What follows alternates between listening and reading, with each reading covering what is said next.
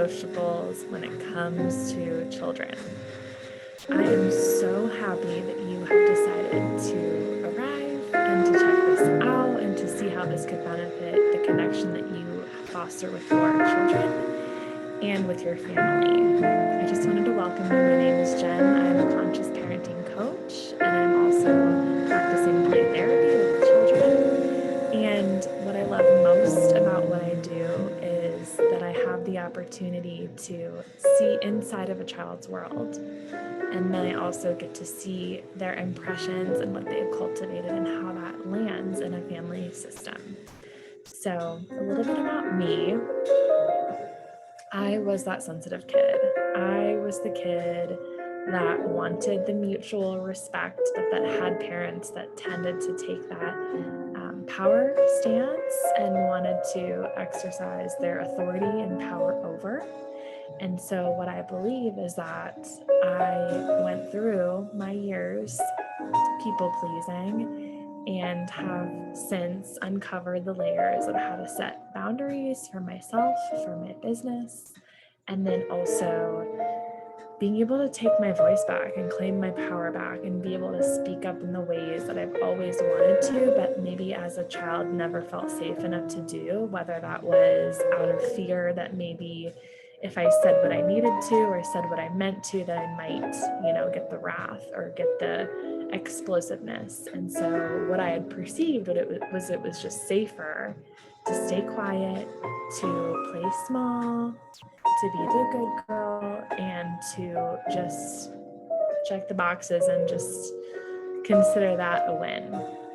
But as I developed and grew and faced a lot of grief and loss in my own personal journey, I knew that avoiding things and pushing things down was not going to be the solution for me. So I went on to get my degree at Ohio Northern in exercise physiology, and I picked that because at the time I was super into running marathons. That was something that my dad did, and that was a really great way to keep my mind busy and to keep myself busy with this idea of being good enough. I wanted so badly to be good enough. I wanted to be enough for everybody around me. But what I was forgetting was that I needed to be enough for myself first. And so through those years of self-sabotage and perhaps punishing myself if I didn't see myself as clearly as others were seeing me, like I was just never going to be enough for myself.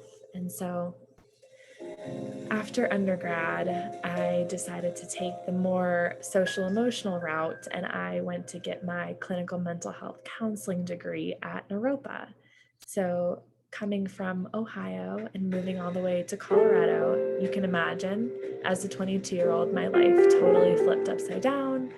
And I just got to learn so much about myself. Like, it was one thing to leave the home to go to college and to establish friendships and create, that community. I joined a sorority when I was in undergrad and felt that just wonderful support of women who were around me, and I still have friends near and dear to me today from the organization. So I've always just kind of been in this sisterhood vibe of just really repairing that sisterhood wound of, when you're growing up and there's like that triad where it's like 2 against 1, or there's like disagreements, but like one person ends up getting left out, right? I always was trying to figure that dynamic out while learning to be true to myself, uncoupling with codependent relationships and codependent behaviors, and really nourishing myself, saying yes to me in terms of developing along my own course. And what I learned quickly is that I have a really unique path and I have some really unique goals, and I'm not carved out for the traditional. Like, I did the traditional thing. I went to a very academically rigorous undergrad, and then I came to a more Buddhist, lens grad school, right? So I created that balance for myself, but I knew after exercise physiology that I was not wanting to be in the sciences in that way. I knew when it came to things like nutrition, I knew that there were deeper roots and deeper causes to just like symptoms on the surface. I know that's how our Western medicine is. I personally believe that Western medicine is emergency medicine. I believe that there can be quite a few more approaches that are proactive, similarly to how I like to look at parenting. We get to be proactive. We get to tackle things at their root, at their source, and get to learn about the tells of when things begin versus creating symptomology or story when they bubble up to the surface, right? It could be anything when it bubbles up to the surface. But when we find out and target those underneath core roots, that's when we really get to know ourselves deeper, and we get to be in full integrity, and we get to be in full honesty with our process. So with that parallel of exercise physiology, it's like we can't exercise if our nutrition isn't in line, right? The same way I believe with children, we can't parent unless we're in our integrity and we're coming from a place of self-accountability and self-responsibility. So I wholeheartedly believe that we can't really expect anything out of our children that we wouldn't expect out of ourselves. And I mean that in a really gentle way. If we're putting expectations and rules on our children, first of all, we want to make sure they're in the correct developmental stage to be receptive to those rules and standards that we're creating. And second of all, when we put ourselves in their shoes, we have to really see, wait, is this something I would actually be able to do? So my main mission is to create this freedom, is to create this spaciousness, and to create this depth when it comes to authentic, genuine connection, when it comes to the relationships in your life. And when you think about the relationships in your life, the parent-child relationship is probably a unique relationship in the sense where there is like the responsibility that comes with their well-being and that comes with their safety. Think about any other relationship in your life. For me, it's with my dog. Like that's the relationship that I have where I am, in charge of her well-being and her safety. But all the other relationships I have in my life, I'm not in that position. We're more on an equal playing field. And so what I'm here to encourage you to do is, yes, you're holding the safety and responsibility for their well-being while also valuing the importance of seeing them on the equal playing field, right? This is a total balance. We get to be able to say no for our reasons, and we get to be able to make the room to say yes as well. They both get to exist, right? There doesn't have to be such extremes while holding duality. There doesn't have to be such harsh, constricted, tension around different things. There gets to be the balance, there gets to be the flow while we get to stay in our integrity. So, what I want from you and what I request before we kick this off is I would like you to make a list of why you're here today. Did you feel like this was something that you needed to hear? Did you feel like this is something that you already know, but that you want that reinforcement? Because we do know that's how children as well, like us, learn best when they have that reinforcement, when they have that repetition, when they have those built-in reminders, right? We always need to hear kind of the same things, but maybe from a different source or a different lens or a different person, right? Maybe it's that you resonate with my energy or resonate with how I approach things or just resonate with the exchange that we have, right? You're giving your time today. I'm giving my time today. We're exchanging energy and we're learning from each other. And that's a beautiful thing. So I want you to take a minute and see what you come up with when you write down from the place of your heart or wherever you are in this moment of why are you here? Why is this important to you? What is it that you hope to get out of this? And what do you want to intend for this session today as we cover the non-negotiables when it comes to children? So just take a minute and see what comes through.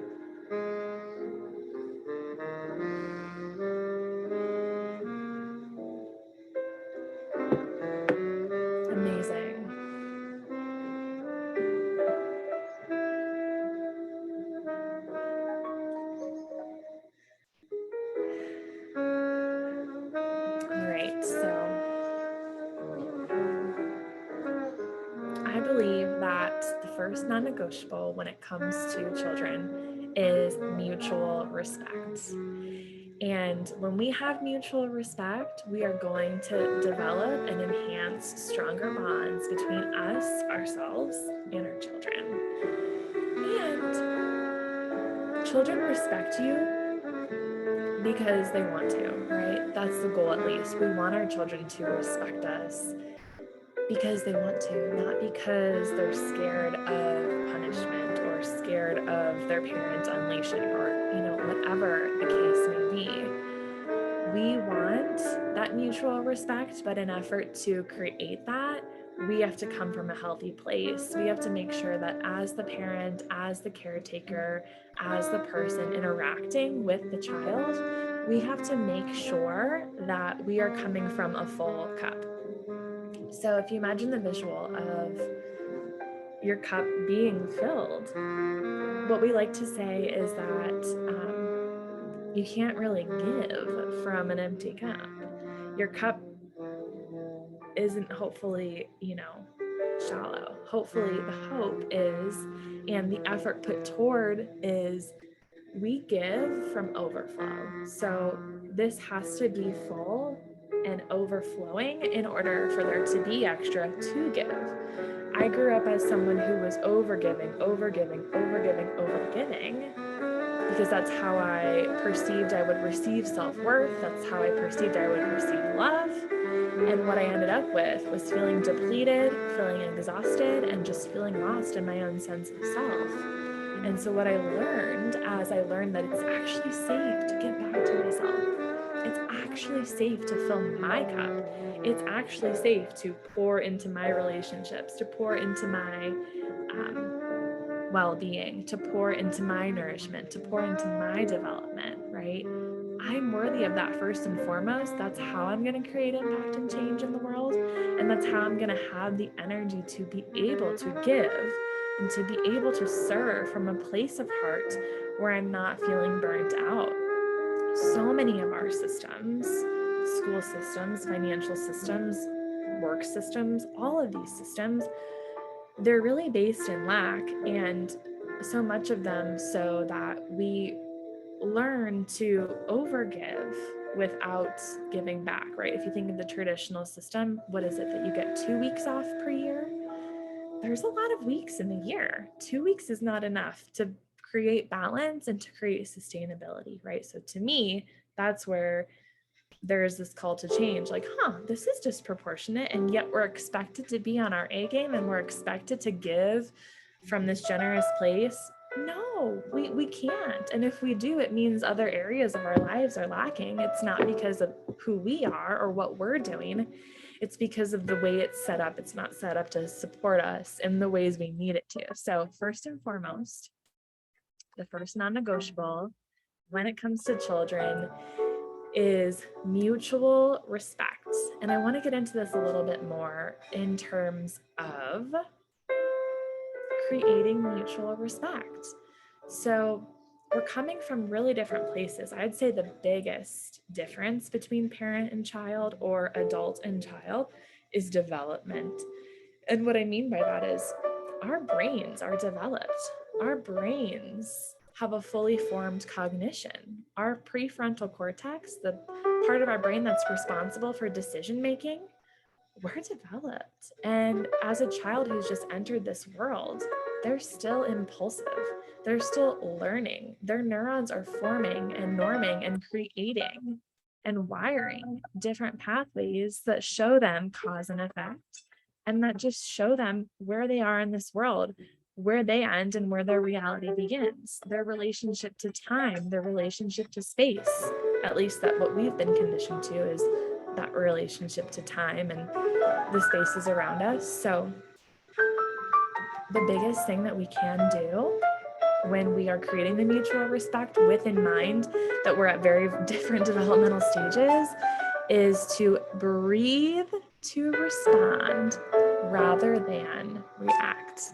And we're usually quick to react because we feel like things are personal, right? Especially I see this when I go to the airport or when I'm in the grocery store. Those are the biggest places where there's kind of high stress. And I think it's because other people are around. So we have this energy of, comparing ourselves to others. Like at the airport, oh my gosh, we have to get there on time. And at the grocery store, we have to like be aware of what's around us, but on our own timelines, we're not necessarily in that kind of a rush or under that kind of a stress or under that kind of a pressure. So I send so much love and compassion when I'm in those situations, because I think parents are most afraid of the embarrassment and the fear. What are others going to think of me? Am I going to feel judged? Am I going to feel like I'm a bad parent? Am I going to feel like I'm doing this wrong? I've set the expectation for my kids and they're not able to meet it. And does that mean something about me, right? So instead of internalizing all of those situations and scenarios, what we get to do is be mindful, right? So there could be an incident, there could be a discrepancy. If kids are around you, the first thing they're going to do is they're going to highlight to you all of the ways that you are still integrating your shadows, which means they're going to trigger you in ways that have been unconscious, in ways that you've never put a voice to. You're not going to know how to say, oh, like, I feel uncomfortable when I'm with this child because they're actually showing me a huge part of me that feels awkward, uncomfortable, and disconnected when I'm in a new situation, right? So instead we smile or we placate or we end up leaving that interaction feeling super exhausted because we didn't know how to be genuine and authentic. We didn't know it was safe to be genuine and authentic, right? So when you're in the high conflict, when it comes to mutual respect with children, I want you to breathe to respond rather than to be quick to react. And when we breathe, we have the time to reflect. We have the clarity and the maturity to regulate.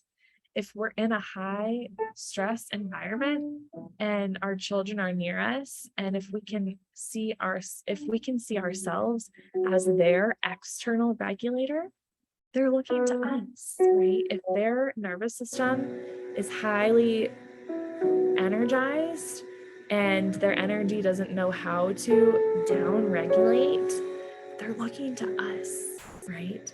So what we can do is we can fall into the setup of, I'm feeling dysregulated too.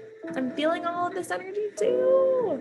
We can fall into that setup, right? Maybe for a second to validate this. Wow, this is a lot, right? And then we can come back to our own nervous system and downregulate our own nervous system.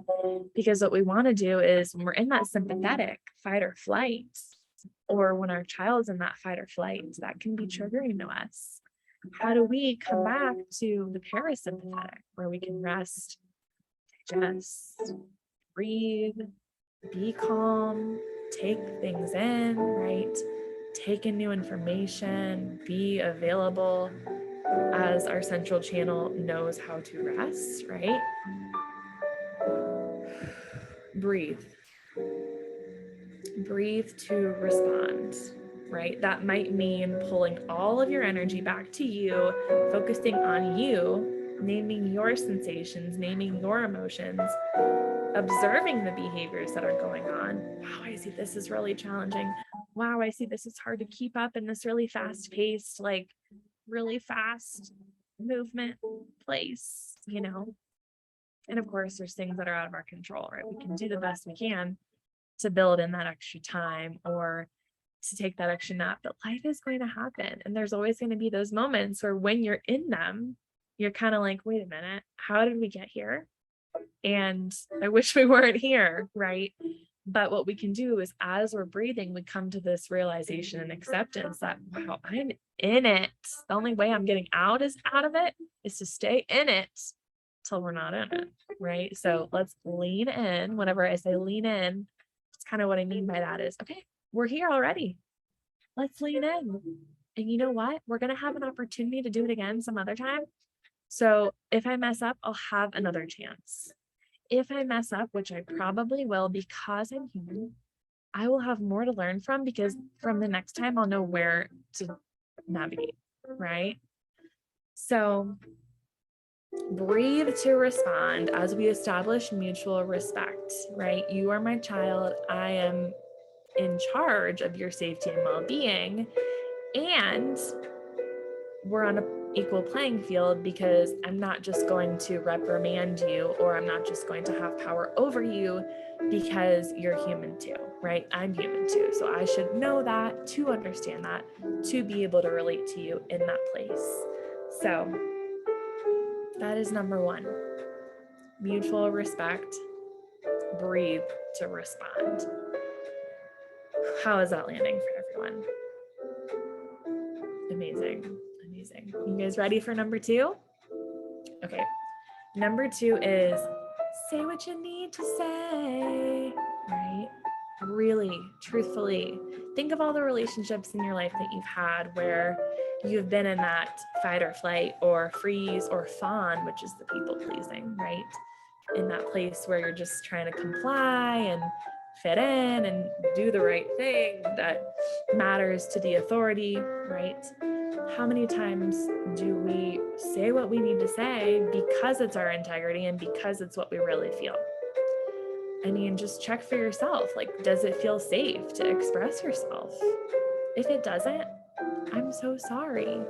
Like, I wish you felt safe to be able to express yourself, you know?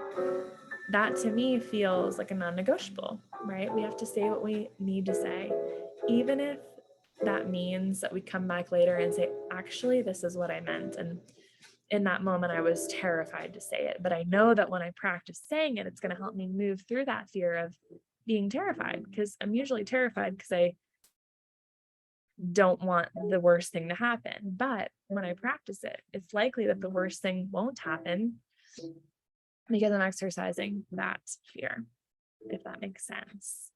So a big lesson for me lately is that when I say what I need right away, that reaffirms my commitment to myself. Any delays that I put on it, or anything that I say, oh, I'll do that later, or oh, I'll check in about that when it's closer to, it always comes back to bite me. And it always comes back to this moment of, why didn't I take care of that when I first noticed it or when I first saw it, right? And I've gotten to the place where I'm not beating myself up about it, but I'm saying, this is curious. I'm very aware of this now. Like, oh my goodness. Now I know moving forward that what I'm going to do is going to help me shift. So this is also going to come in handy when we think about like empty threats or empty promises. And again, this is back to complying when it comes to that disproportionate, unhealthy power and control dynamic when it comes to parents and children. Now, if you're a child that's come from parents who have that disproportionate power and control, right? Then you're figuring out how to balance it. I was one of those children, very sensitive, and had the power dynamic asserted over me. So what happened in my life? I attracted the relationships that had the power over, and quickly learned that this isn't sustainable. I have to make a change. I have to get a degree in mental health to really dig deeper about this pattern within myself, right? So we get to say what we mean without manipulation, without the compliance, without the threats, without the exaggerated claims, without the power trips and the struggles. And saying what we mean is going to be probably the hardest one, only because it requires you as the parent or the adult to be vulnerable. And I just want to say, it is safe to be vulnerable. And whether that is you getting your own parent coach, whether that's you getting your own therapist, whether that's you practicing with your partner emotional intimacy, whether that's through eye contact, or whether that's through touch, or, whatever it is for you to practice safety in honesty, safety in your own integrity, whatever that is for you, that's going to help you be honest for how you feel. That's what's going to allow you to say what you mean. when you're relating to your children. So if you want a clean floor, if you want a clean house, if you want a clean kitchen, if there is an expectation that you have, you get to come from it from a place of what you need or what you mean, like, hey, I need everyone's cooperation with this. Hey, this is really important to me. This allows us to have this space in our house or have this feeling of connection or having this feeling of community. It really makes a difference when everyone plays their parts. And I would really appreciate if you could help me keep this room tidy or help me keep this room clean, right? Always saying what you mean and for what you need is going to be so much more helpful than putting it on them, because when you pull your power back and say what you need, that's how we create change and responsibility, right? So saying what you need right away, because you want your children to feel safe enough to share with you what they need. So how on earth are they going to feel safe enough to share with you what they need if you don't feel safe enough to share what you need, right? That gets to be a red flag of, oh, I need to do some more work around this, or, oh, I need to lean into this more, or, oh, I need some help. I need someone else outside of myself, whether it's my partner, my friend, my therapist, to reflect back to me on how I show up and how I am in this world, in this way, and in this dynamic. So they get to have that felt sense that you are emotionally available, right? If you're thinking, gosh, I'm not emotionally available because my parents weren't emotionally available.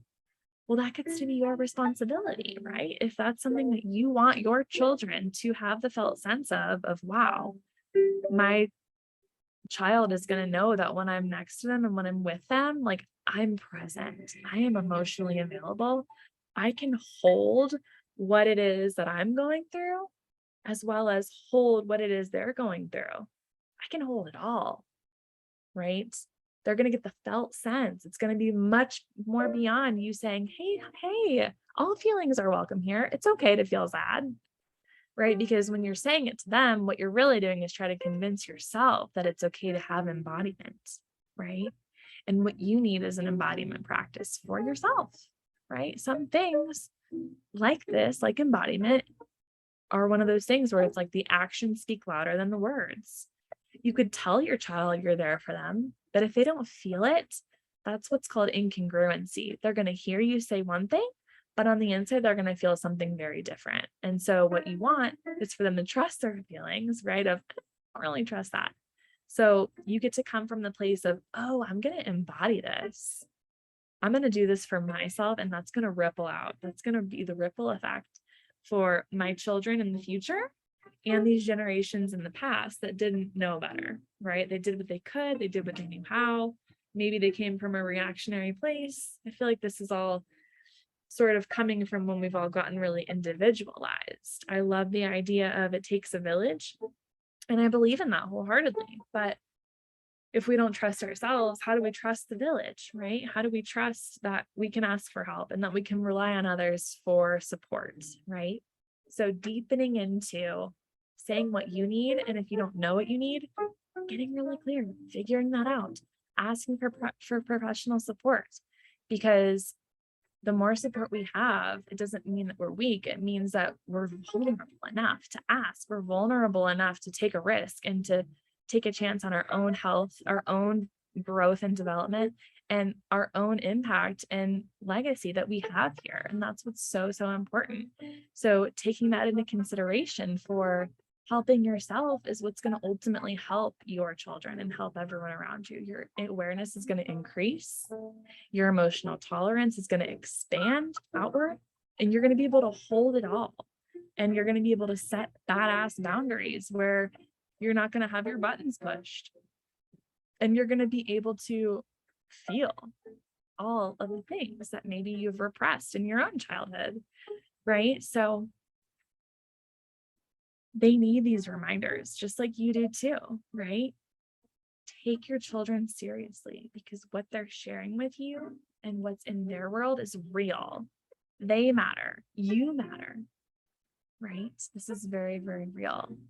I feel like one of the biggest reasons for not listening, right? If we say, oh, well, they're just not listening, right? Obviously, there's a little part of like, wait, where can I listen more, right? But if that's not always true, it's because they have a need, a deeper need. Maybe they want to be held. Maybe they need connection. Maybe they need eye contact.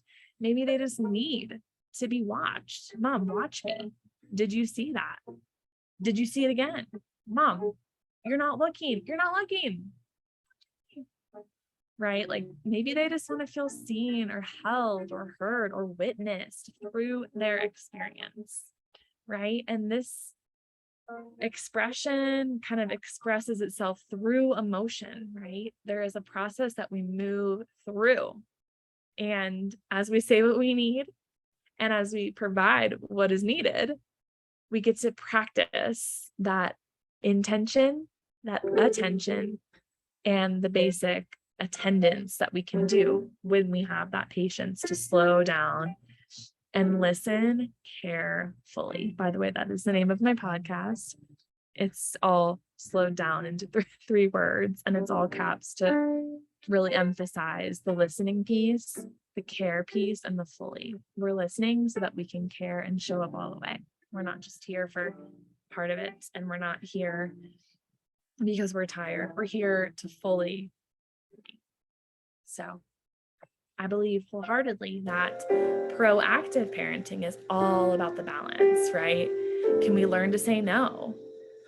Can we learn to hear no? Can we respect no? Can we also act from respect and mutual respect, and then perhaps have things that benefit both of us and have a working relationship that we're clear on expectations and boundaries, and know that kids can take our words seriously, because if we're only saying what we really mean and we're saying exactly what we need, then kids know that when we're asserting our power coming from this proportional place of power, that they know to take us seriously because our word means something. The weight of our word is going to carry and ripple through and be in their minds, right? Like I always have my dad's phrase in my head, make good choices, and whatever that means to me, I get to decide in the moment. What does that mean? What does that even mean, right? But if something presents like, oh, there it is,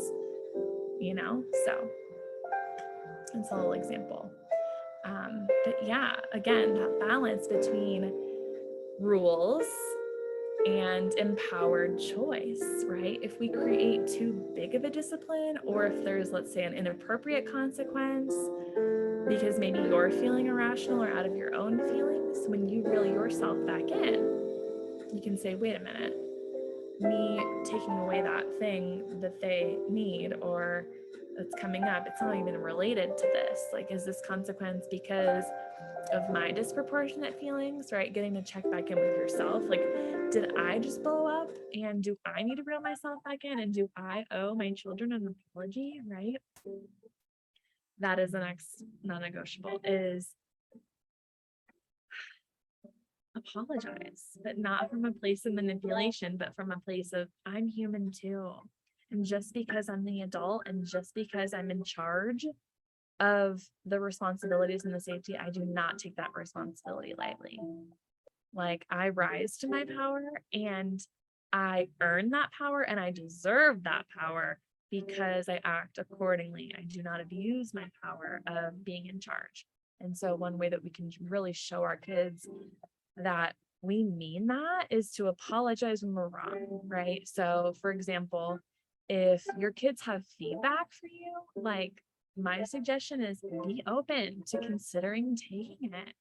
Be open to hearing them out, because their input is very real. And when they ask you to make accommodations or changes, hear them out, because it's likely that this is going to help you improve too. And if it's really hard for you to take feedback, or if it's hard for you to say, wow, I guess there is a better way. Wow, I guess someone else thought of something that I didn't, right?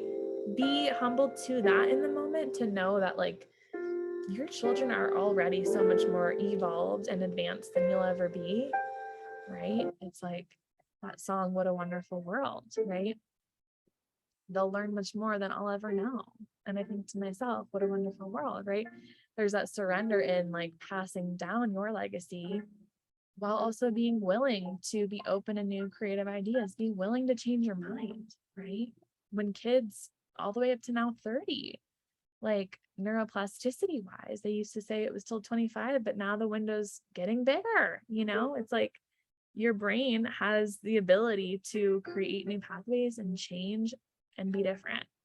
I think we're so committed to staying stuck in our ways because we're committed to being right. But what if there was no being wrong? What if being wrong was just this fear of being shamed? But what if really like making a mistake was the most human we could be? Right? And what more vulnerable than an interaction with your child to say, oh, honey, I'm so sorry. I'm so sorry. I wasn't seeing clearly. I was so in my charge. I was so charged, and really coming from that place where you mean it.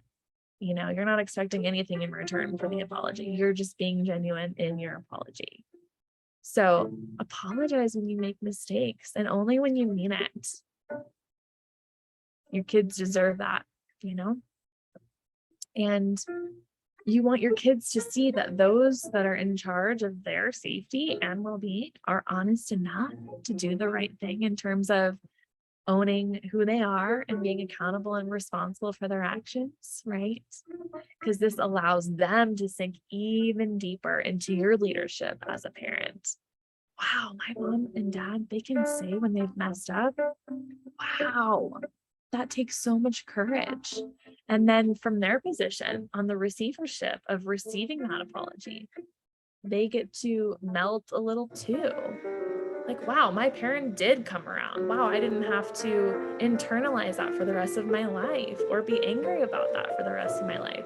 Yeah, maybe still be angry and take care of those feelings in a regulated way, but not having to hold on to things, right? When we apologize, we initiate that letting go. But first, obviously, taking care of it and making sure that it doesn't go unspoken. I know a big thing I grew up with was when there were disagreements or when something blew up, it's like we just didn't talk about it. And I think that was most harmful for me because then I internalized the whole situation because that was the way I tried to process it and it just wasn't working fully. So I've learned healthier ways now, but if we give that leeway to our kids and if we tell them, it's like so much more vulnerable to come from heart than from ego. Who cares if I'm wrong? Who cares if I'm right? I care more about the relationship than being right. That is the win. That is when our kids are like, yes, my parents are on my team and we can do anything together, right? It doesn't have to be us versus them. So you have that chance to demonstrate the way that you want sorry to go and how to acknowledge it without holding on and offering yourself that piece of self-forgiveness versus that feeling bitter. And talk about all those feelings that have residue, like put a name to them, put a voice to them. They become less scary and a little more tangible when we can put a voice to something. Even if we say, gosh, there's this like sticky feeling that I actually don't even know what it is, or I don't even know how to call it. But if we can just even say, oh, but it's there, it's going to have less power over us because we're reeling our energy back in. So you get to choose to feel blank for you, right? You get to choose to feel that forgiveness. And you can't expect anything greater for your children that you aren't able to do for yourselves, right?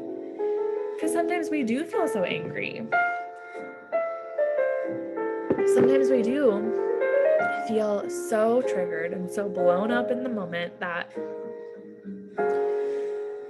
our lids flip, right? If this is our brain and this is the part of the cognition that's developed in an adult brain, and if we flip our lid, right, then we become lizard brain and we become reactionary and impulsive, right? When we act from impulsivity rather than logic, that's because we want the person who we're in relationship with to feel how big it feels. And the sooner we can really drop into the feeling and say, I see that. I may never know exactly how that feels, but I see you. I see your pain. I don't want you to hold on to that. Let's take care of that together. Let's surrender.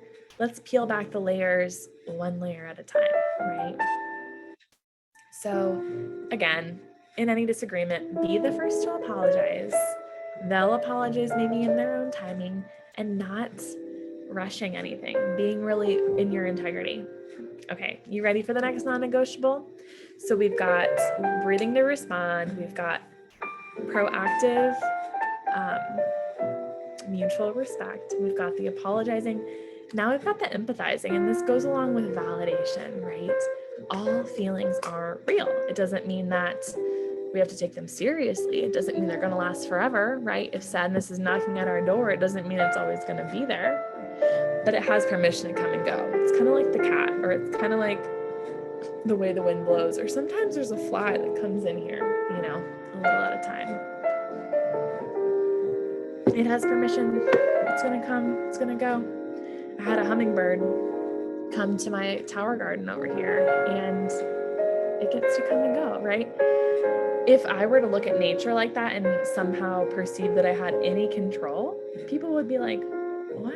How do you know when the dragonfly is going to come on your doorstep, or when the hummingbird's going to come by? Which, by the way, those are things that have happened, and I'm super into animals and creatures and critters, so that was exciting to me. That element of surprise, right? If we can allow ourselves to be surprised by what's coming, then we don't have to manipulate or control or force or have this like constricted energy, right?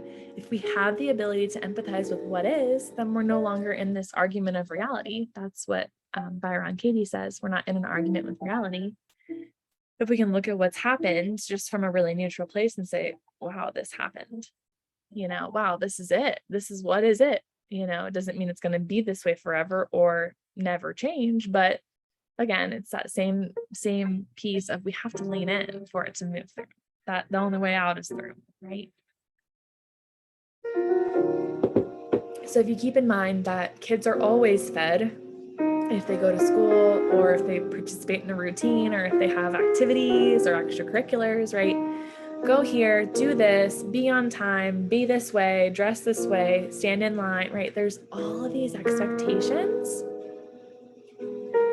and they're pretty fluid when it comes to emotions. So where do those emotions go? A lot of the times parents will say, well, they just explode when they come home. And it's like, good, because they feel safe enough to. They've had to hold it in all day, and maybe all day they didn't feel safe enough. Maybe it didn't feel appropriate, or maybe it went against the structure or the rules, right? And so when we empathize with their feelings, and we know that they've had all of those feelings moving through them and moving and pulsing up and down through their nervous system, right? It's like, if you just imagine it, if you give it that visual and you know that they're there, but they don't have space, it's almost like pushing the beach ball under the water. If we just let it bob on the surface, then it comes in waves, right? But if we push it under, then when it comes back to the surface, it doesn't just come back as softly as we've pushed it under. It comes back full force, maybe even stronger, maybe in an explosive way. And that's because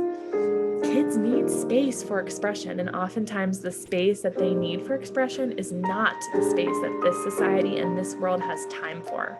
I'm going to say that again. The space that's required for children's emotional expression oftentimes outweighs what is given. It's the same way we give 2 weeks of vacation a year. What? That's not enough. That's not sustainable, right? It's enough because it's on its way to enough, but it's not fully enough because it's not all that we need, right? It's the same way that with emotional tending to, right? We can get a little bit of emotional tending to, but we require a lot. We're human, we're multifaceted. So if we put a cap on how much we can receive or what we need, because of this lack mentality, which is just an illusion, but it's all around us, so it feels real because it's what we've been conditioned to, then we're the ones that feel wrong. But this is the key. You have to empathize. You're not wrong. You require a lot. You are multidimensional. You're multifaceted. You're human. What you need is required, because again, it's this idea of overflow. We can't give unless we're overflowing from an overflowing cup. I can't give, or I'm going to be depleted and I'm going to be deprived, right? And that's normalized, but we're here to shatter that. This is a new paradigm. And the reason these are non-negotiables is because it's necessary, right? We must do this if we want the deeper, authentic connection in these healthy ways, right? So, that was a big one, right? Empathize. Let them take the lead. And then they'll be receptive to your guidance and your suggestions. So this goes along with prioritizing play and connection before anything else. Maybe it's the first thing in the morning. Maybe it's the first thing when they get done with school. Prioritize connection and playtime. And this is what I see in my play therapy practice in person when I work with kids, is because we have that set 45 minutes to tend to the emotional regulation and that emotional peace, that allows us to have space for everything else going on. So maybe it's allowing your kids to help you cook. Maybe they're involved in part of the recipe. Maybe they're out there in the garden helping you harvest, right? Maybe they're contributing because that's what they want to do. They want to be seen as valuable contributors who have something to offer. It's the same way that you do when you go to work, when you have relationships. You want to bring value. You want to be seen in that. That's what we need as humans. So that's super, super important. And when we rest into regulating during that play, we can expand into imagination. We can expand into creativity. That is when things become limitless, right? We expand into the love. There's space for it. There needs to be space for it. So enjoying that time that we carve out intentionally provides that depth for relationship. Now, if you have more than one child, I would suggest carving out that time for each child. Maybe you have a day or you have something where you have an hour set aside for each kid each week, where you get to be a one-on-one with them and see their each individual needs and be able to tend to that, right? I feel like that's going to be so, so important, especially when it comes to them feeling seen and them feeling like they matter, and just them being able to bring their own unique ideas. Maybe they're like in the middle of a group of siblings and maybe it's hard for them, for their voice to be heard, and maybe they've learned they've had to yell to get attention, right? This happened with my middle brother. It's like, in order to be seen and heard, who was going to be the loudest, right? And of course, I think that takes after my dad. Of course, it takes after my dad. But it's a very great strategy, right? It's very obvious. Like, hello, this is what I need. I need the attention and the connection. So if I'm loudest, who's going to come closer? Who's going to come closest, right? So that is a really big one of the empathizing, the validating, and the prioritizing. Okay, on to the next one.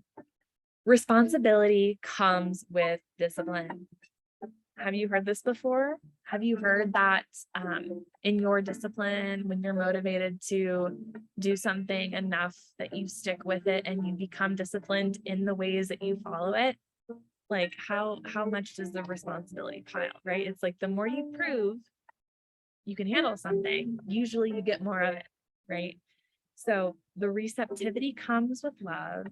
We're always all doing our best. We all need the gentle reminders, and through our mistakes, that is where we learn and grow and develop. So with discipline, we need to be on their level. We need to present the choices, right? Especially in transitions. I see this the most in transitions, right? We've built in a lot of transition time. We have 10 minutes to move on to the next thing. We've already made it clear that it's time to be done, because we have to get going to the next thing, and that requires our time, our energy, our space, our efforts, our values, right? We've made it clear, and so we present choices. Okay, the book is closing. The book is closing now. Either I can close the book or you can close the book, right? Presenting them with the choices, but also giving them the responsibility through the discipline because of what's required for us. We need to be moving on now. We've had our warnings. We've had our time. We're going to come back later. We're going to revisit this, right? Just giving them those examples because they're going to demonstrate to you their feeling through their behaviors. They're going to just get that need met, right? I want more. Great. I see we want more. This is how we're going to provide that later on, right? We just got done with this, right? Ugh, doesn't feel like enough. Never feels like enough. Never feels like enough. That's how much you're enjoying this, right? So we're always doing our best. And good enough is good enough. It was good enough for now, even though it might feel like it's not good enough, right? That's such a big one. The good enough. Such a big one. I could go on for that. Actually, if you do want to see good enough, you can go to my website and watch it under my resources tab. It's magicmomentsplay.com, where I do my full capstone presentation on good enough. It's amazing. But yeah, when we're growing and when we're learning, we're developing and we're moving on to the next level, right? We want to help them learn what to do instead. Wouldn't you be a great person to show them what to do instead, right? If we come in with like consequences and all these things, when it doesn't feel, if it's one of the things where we get to pick our battles, right? We get to say, I feel anxious. We're running out of time. I should have given more time. That's a moment where we can have that responsibility of, if we didn't set up the scene for success, like that's on us, right? It's not on the kid. And that's another big one that I think parents have room to step into and to rise into that responsibility. So yeah, that's a big one. And just to remember too, like from an emotional place, right? If we think of emotional development or emotional intelligence, just because our children are showing us that they can do what we've modeled, right? Just because they can put on their shoes doesn't mean that they have that emotional tolerance and that emotional capability to hold what it is that their nervous system's processing, right? Help, I need help processing. I can't do this on my own. Well, you can tie your shoes on your own. My kid should be the emotional processor, right? We tend to think that way, but when we say it that way, we're like, wait a minute, it doesn't make sense. They're just developing. They're a toddler. They need help in terms of this emotional intelligence, which again is that cue of, wait a second, I cannot expect from them something greater than I'm able to do for myself, right? So we can always come back to that, always come back to that, always come back to that, so that we know what we're doing. Okay. Amazing. Okay. So I think another reason that the external regulator is important is for that safety, right? If I know that I can rely on my parents for my emotional needs, then I don't have to take care of anyone else's emotional needs other than myself, right? We're codependent in those ways until we're about 2 or about 3, right? Think about it. If we're breastfeeding or if we're relying on our parents for our every need, which by the way is how it is, right? Then when we individuate and when we become in that stage of development where we're learning that we exist on our own without our mother or without our parents, right? That's a huge stage of development. That's a huge developmental leap. That's a huge transition. That's a huge period of grief and change and overwhelm and whatever else, right? We need all the support we can get as humans in general, but especially in these developmental stages that require so much of us because we're growing so much. If you think about from age 1 to 2, that is the only time in your whole life that you are doubling in age, right? When else do you double in age? That's a huge leap. And we often underestimate it because we see it through the lens of society of, wouldn't it be nice to just be a baby all day and just get fed and get taken care of, right? Because that's just this way of that we've been conditioned to see it of, it's just easy. But really what's happening is there's so much growth. There's so much learning at such a rapid speed that we'll never see ever again. Not that it can't happen at that speed, but because it's so foundational and it's such the beginning, those first 3 years set us up for the rest of our lives. What voice do you want your children to have in their head for the rest of their lives, right? You taking care of you now, again, is going to ripple out into so many directions and into so many aspects of your family that you are going to love. So take care of your discomfort.